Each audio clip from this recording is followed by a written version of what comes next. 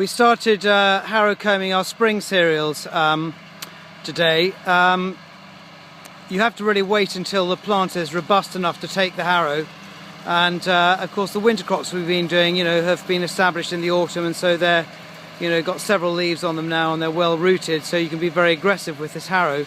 But the difficulty is trying to see, how aggressive you can go to get rid of as many weeds as possible, but yet not rip too much of the crop out. And I think we've probably got it about right now, with a little bit of experimentation this morning.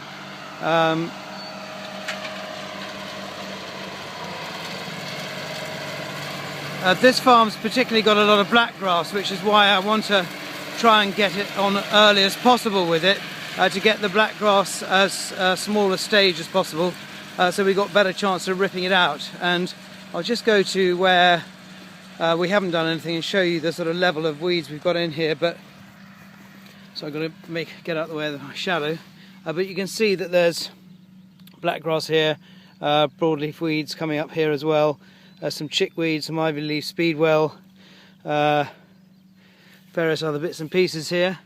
And so there's quite a lot of weeds here, and what the harrow comb does, it doesn't pull them all out, but it certainly buries a lot of them as well. But as you can see, there's some black grass here that's been taken out, and what happens is that the wheat does recover.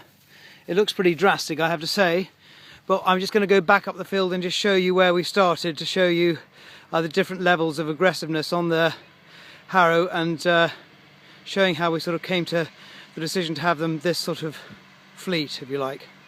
So this is where we started, and as you can see, it looks pretty drastic. We had the tines in as aggressive as we have them when we're doing our autumn crops, and you can see that this spring crop really can't take it at that level. There's just too much of the crop being buried.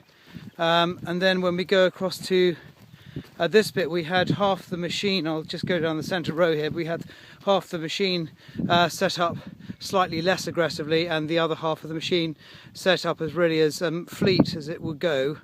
And you can see that that's actually making a pretty acceptable job. So we actually then put it in, all the tines in, as sort of as non-aggressive, as fleet as we could. And there's a lot of weed being taken out, but also a lot of the crop still remains. So it's really a bit of a compromise. You can see that there's a blackgrass plant, pretty much come, but there's still ones that are rooted. But what you're hoping for when you're doing this job is a nice few dry days, so the ones that have been partially uprooted will still not survive.